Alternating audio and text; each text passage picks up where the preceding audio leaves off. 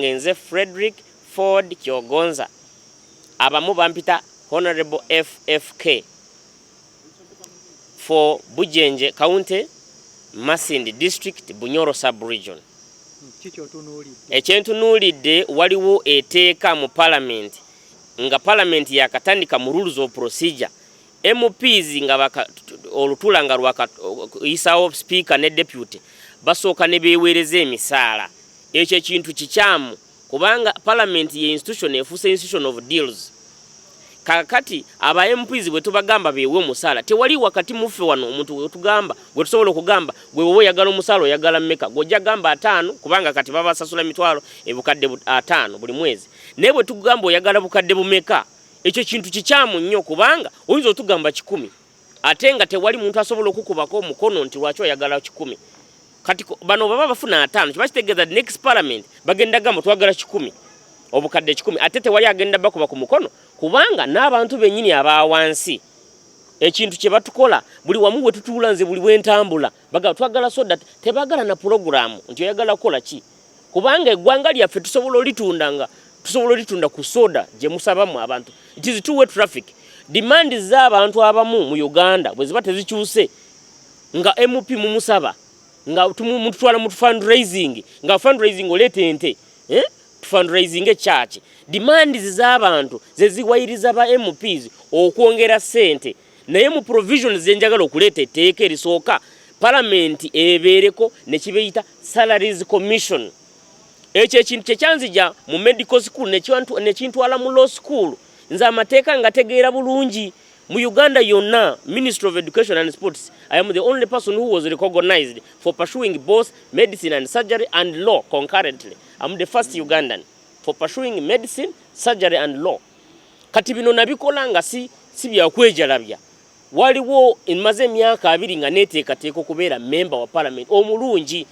Nze njagala kukola endagaano n'abantu ab'ebujenje mu myaka 5 nze sifuna musaala ndi presentinga constituency bwe nzigira mu taxi nze ntule butuzi nyimirire mu Parliament njogere ensonga ezirimu abannayuganda kubanga mbadde musawo omukulu mu ddwaliro eddene ly'e Masindi manyi abasawo kye bayitamu n'abalwadde kye bayitamu nina eddwaliro eryange kwengemera n'abaana polio n'ebintu ebirala byengaba nze mu covid na immunizing abantu emitwalo 3 naye nga sasaba nga government okunsasula kati njagala aba MPs nabo batandika okukola ebintu nga service nga si kusasulibwa bwe tugenda when we are in money oriented leaders tetusobola okukola service tetusobola ogamba tugenda kubawa amasanyalazi n'enguudo nga ffe emisaala ejjaffe twagirinyisa ne tubba eggwanga lyaffe nga budget tesobola kufandinga ebintu ebyo byonna amasomero amalwaliro gonna geetaaga ssente kasitaffe ba MPs tusasulwa ssente nyingi and yet we are consumers not producers.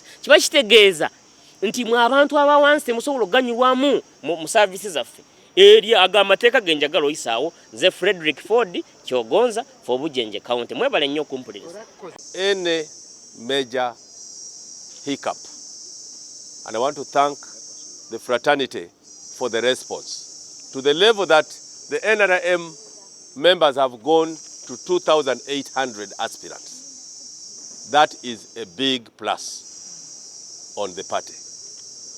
First of all, this is just for LOC 5 chairpersons and MPs. We have not yet reached the level of SEC, the Central Executive Committee. We have also not compiled data from the districts because at the district level, we've been getting expression of interest from those who want to be district councillors is bigger than any political party in Uganda. We have not yet reached the level of councillors and chairpersons of LOC 3. We have not yet started that one. We have simply said councillors at LOC 5, councillors at LOC 4, MPs and LOC 5 chairpersons. Where we have not had structure elections, where we had structures but we didn't complete, like Sembabule, like Amolata, Lira District, Mbale City, and Namutumba. The commission is now hard pressed on the wall because of time. But we shall find even small breathing space to make sure we complete those elections. It may not be now, it may not be next week, but we shall review our processes and see when we have time. Tororo was to be designated a city and other districts.